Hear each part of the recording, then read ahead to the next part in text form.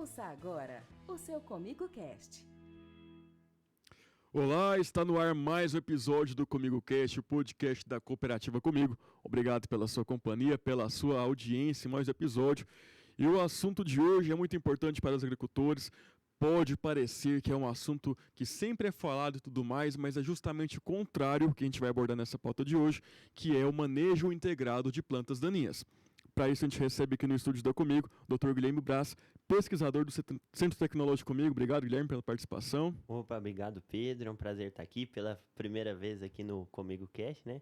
Podendo falar um pouquinho desse assunto, igual ser bem introduzido por você, que parece algo já banal, rotineiro, mas que a gente tem visto aí que ainda tem tido sérios problemas na campo. Então, a gente abordar um pouquinho disso vai ser um prazer aqui. A questão é justamente essa, né, Guilherme? É não banalizar o tratamento das plantas daninhas para ter sempre esse equilíbrio, essa abertura ao novo.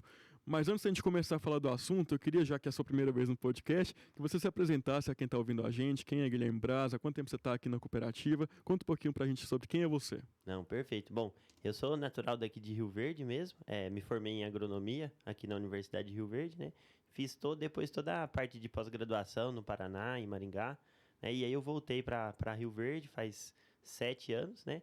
E aí fiquei um tempo atuando como professor, né? E agora no começo desse ano vim integrar a equipe do Centro Tecnológico comigo, como pesquisador. Então estou desde mais especificamente fevereiro, né, no Centro Tecnológico comigo, atuando nas pesquisas relacionadas ao manejo de plantas daninhas nas principais culturas de atuação da cooperativa. Então tem sido... E estou feliz de estar aqui também, porque todo mundo tinha caneca, só eu que não tinha. Então agora eu tenho a caneca também. Agora você vai fazer coleção dessa caneca aí, viu, Guilherme? Guilherme, então, para a gente já falar sobre o assunto, a gente estava adiantando antes sobre essa resistência ao novo. É até importante salientar que lá no CTC vocês têm muitas pesquisas voltadas nessa área, é uma área de um pesquisador somente para isso, porque as estratégias têm que estar sempre de acordo com o que está acontecendo, né?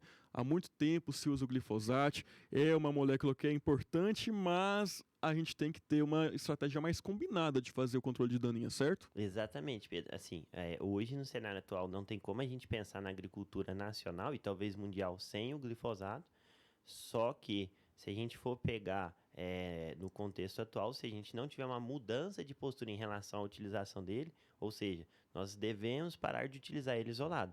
Então nós estamos num cenário que a gente precisa incrementar ferramentas de forma conjunta, porque aí dessa forma a gente consegue manter a longevidade dessa molécula que é tão importante, esse herbicida, né? E começa a ser mais assertivo, mais eficiente no manejo de planta daninha. Mas assim, ainda a gente vê que o pessoal alguns não viraram essa chave ainda, né? Ainda acredita que, olha, eu posso trabalhar nesse cenário com uma dose X de glifosato, ou glifosato, né? Ambos os nomes, né? Ou talvez eu possa, se o cenário estiver um pouco mais complexo, aumentar a dose. Só que isso daí a gente tem visto que não é sustentável. E aí uma das premissas é fazer pesquisas nesse sentido para desmistificar isso daí, né? E melhorar os manejos. Até porque de uns 20 anos para cá, a agricultura mudou bastante até com as sementes geneticamente modificadas. Tem alguma relação, o glifosato, com essa perda desse controle aí nessas novas sementes? Não, excelente, Pedro. Muito bem apontado, né? O que acontece? Se a gente for pegar, pensando na soja e milho, as principais culturas aqui da região, pensando em culturas graníferas, chegaram os materiais geneticamente modificados e deles vieram a questão da tolerância ao glifosato. Então, naturalmente, a soja e o milho não era tolerante, se você aplicasse, matava. E aí, por meio da transgenia, então, passou-se a ter essa tolerância ao glifosato. O glifosato herbicida é muito bom, fantástico. Então, teve uma adoção muito grande. 98% dos produtores trabalham com esses materiais. Isso dados nacionais. Em Goiás, talvez seja até mais próximo de 100. Talvez suba um pouquinho esses índices, nessa porcentagem. E aí, com isso, o que aconteceu? Pela facilidade, começou a se aplicar sucessivas vezes, não incrementando outras ferramentas de manejo, e aí acabou selecionando as plantas daninhas tolerantes, que são aquelas que naturalmente não eram controladas, e também as resistentes. E aí começou a ficar esse cenário onde que a gente tem uma flora extremamente resistente / tolerante ao glifosato, né? E aí só essa medida de manejo não funciona. Então, sem sombra de dúvidas, não que a transgenia seja ruim, ela é excelente, ela consegue garantir, assegurar alimentos aí para a produção como um todo, a nível mundial, mas a má utilização da transgenia que causou esses problemas. Então, não é a transgenia que é o problema, mas sim a postura que a gente tem utilizado, né? E aí incluímos técnicos, os produtores, né? Porque acaba que é mais fácil ir lá e simplesmente aplicar o glifosato, mas não é o mais sustentável. Até porque é algo natural, né? A planta vai achar um meio de evoluir, de resistir, né? Isso, é da mesma forma que, se a gente fazer uma analogia com uma situação do cotidiano, né? Então, uma pessoa que está com dor de garganta, ela vai lá e toma o mesmo antibiótico sucessivas vezes, né? Então, vai chegar uma hora que aquela agente causador da dor de garganta vai desenvolver ali uma tolerância, ou naturalmente já existiria, e aí isso vai fazer com que o medicamento perca a eficácia. Então, isso ocorre tanto na parte de saúde humana, como também dentro da atividade agrícola, né? Então, ocorre para os herbicidas, para os fungicidas, inseticidas. Só que como o glifosato é o principal herbicida utilizado, então acaba que aí nele isso aí evolui de forma mais rápida, né? Entendi. Por isso, então, que é importante o manejo integrado, da mesma forma como tem o manejo integrado de pragas. A ideia, então, é que se tenha uma atenção ao manejo integrado de plantas daninhas. Só que, assim, já que o glifosato ainda tem essa importância, ainda tem essa utilidade, qual que seria, então, o benefício de fazer esse manejo integrado? Às vezes o produtor que não está vendo tanta diferença, tanta necessidade, por que ele deveria aplicar esse manejo integrado, então? Não, perfeito. Para aquele produtor ainda que não chegou nesse estágio, né, de alerta, ou seja, ele ainda tem aplicado o glifosato e tem enxergado benefícios, então esse daí talvez seja o momento correto dele virar a chave e começar, opa, peraí, eu já estou tendo um alerta, eu ainda estou tendo benefício do problema não está estabelecido grandemente. O problema seriam as plantas resistentes. Então, o principal ponto é que se ele intervir precocemente, então, primeiro, ele não vai sofrer com a necessidade de uma hora para outra, ter que aumentar muito o custo de produção por ter que comprar herbicidas mais específicos que o glifosato, que geralmente pode ter um custo maior. A questão do manejo como um todo também, ele vai ter um cenário que, se ele não tiver eficácia para o controle dessas plantas daninhas, então ele vai ter cenários onde que ele vai tentar colher essa soja e a soja já vai estar lá em convívio com essas plantas daninhas mal controladas, aí já vai cair a produtividade. Então, assim, eu diria que os principais benefícios são ele não visualizar perdas de produção pela questão da interferência, a competição das plantas daninhas, e também, conseguindo intervir antes, ele não tem essa elevação do custo de produção dele. É porque uma vez que o problema, por exemplo, de capim-pé de galinha, amargoso, buva, vassourinha de botão, uma série de espécies tolerantes e resistentes, está estabelecido, o custo de produção aumenta bastante. E nem sempre tem a garantia de eficácia depois que o problema está estabelecido. Aí é um programa de médio a longo prazo para ele resolver o problema.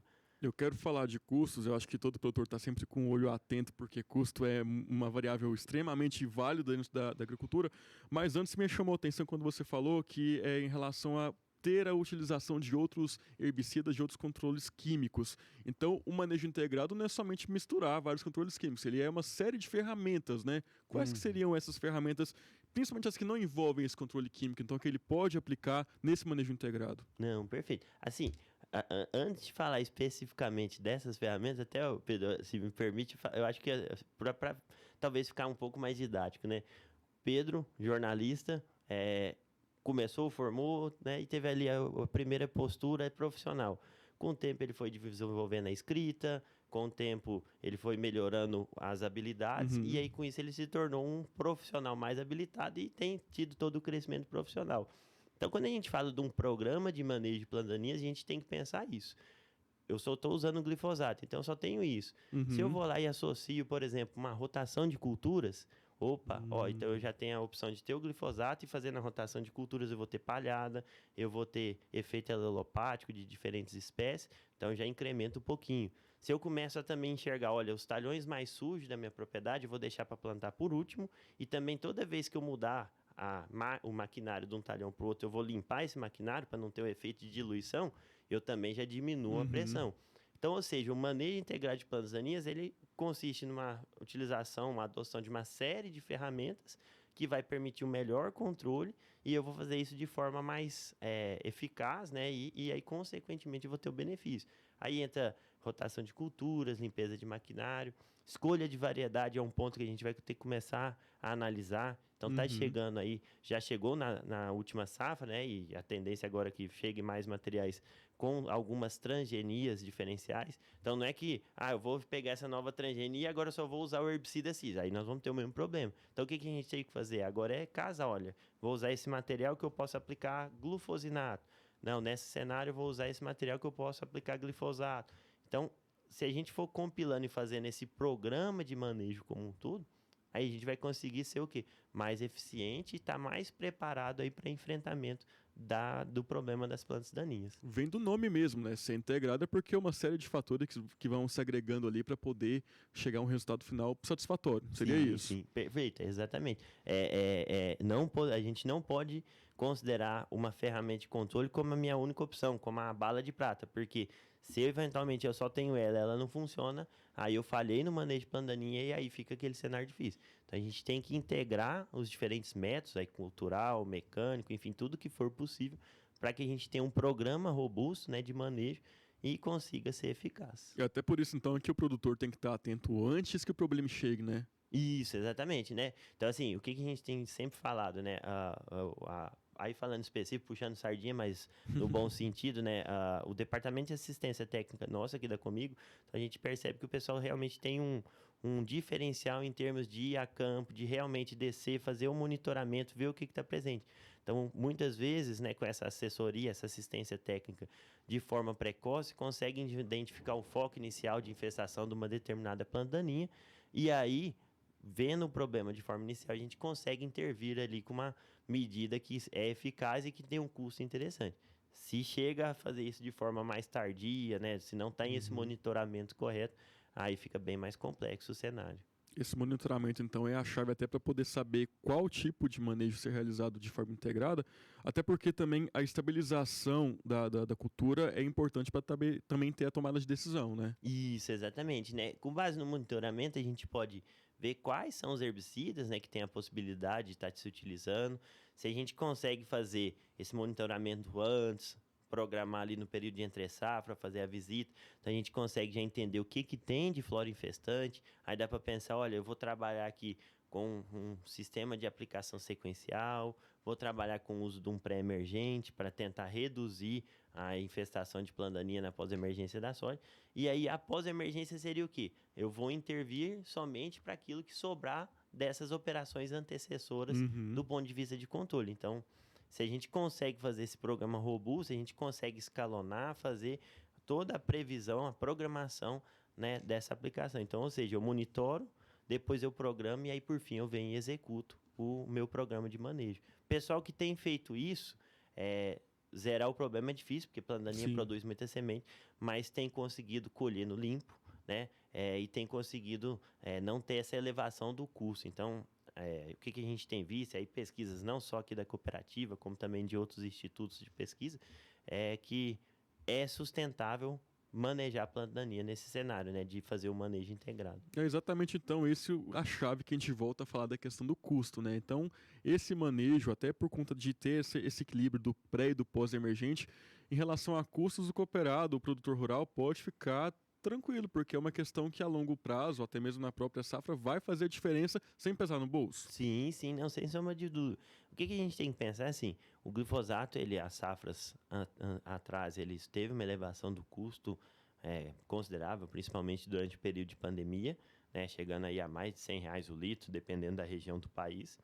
Agora ele abaixou, mas ele ainda não está um custo atrativo quando a gente pensa em um aumento de dose exagerado. Então, aquele cooperado que ainda pensa, não, eu vou, em vez de aplicar 2 litros, vou aplicar 4, 5 litros, se ele for pôr na ponta do lápis, seria melhor, às vezes, ele fazer um pré-emergente e trabalhar com uma dose menor em pós-emergência, que agrediria menos a soja, né?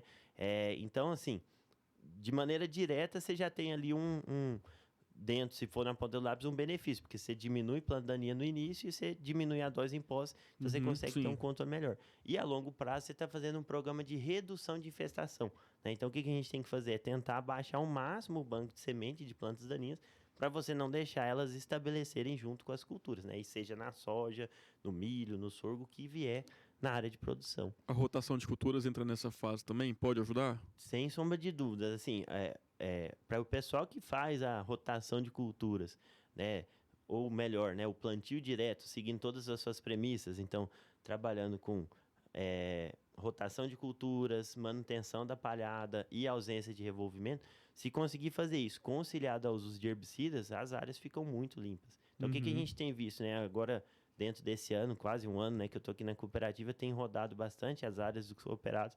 Você vê que tem um pessoal que já se atentou a isso talvez há 2, 3 anos atrás e está sendo bem assertivo. Aí até nessas situações eu brinco assim, quando for área assim, pode me chamar, porque é mais tranquilo de manejar, né? Por quê? Porque a gente tem visto que o pessoal não quis deixar o problema se estabelecer, ou talvez se estabeleceu, né?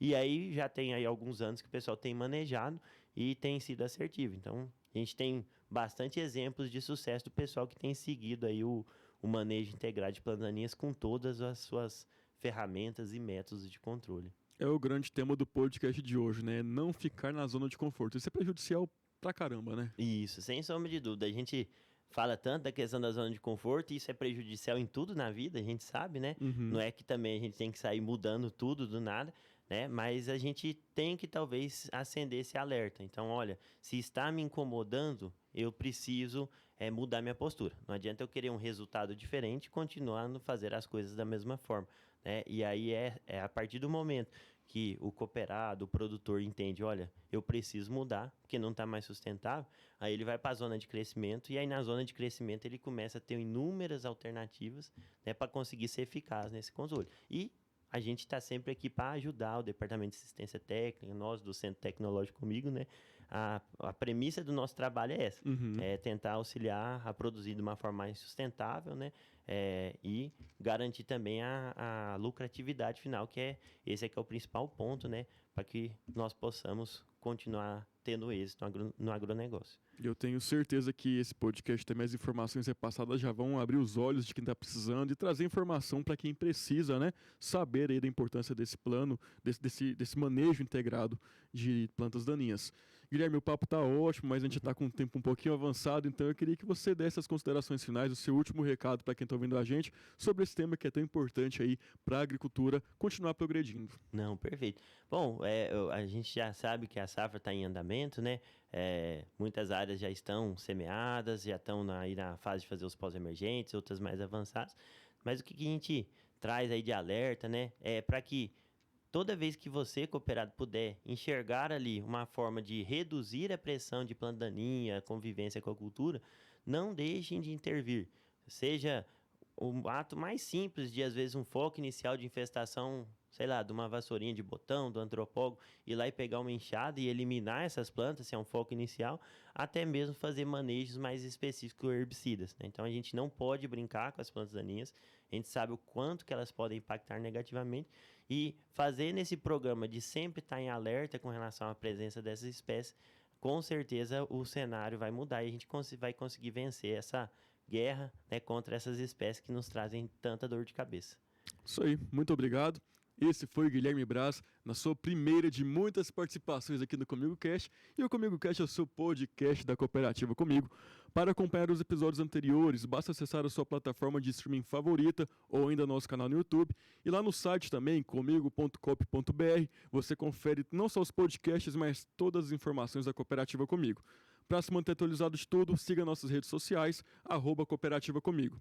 Esse episódio foi dirigido pelo analista de comunicação da Comigo, Wagner Filgueira, e o Comigo Cast é mais um produto da assessoria de comunicação da Cooperativa Comigo, sob a coordenação de Gabriele Triques. Eu te vejo no próximo episódio. Até lá. Tchau.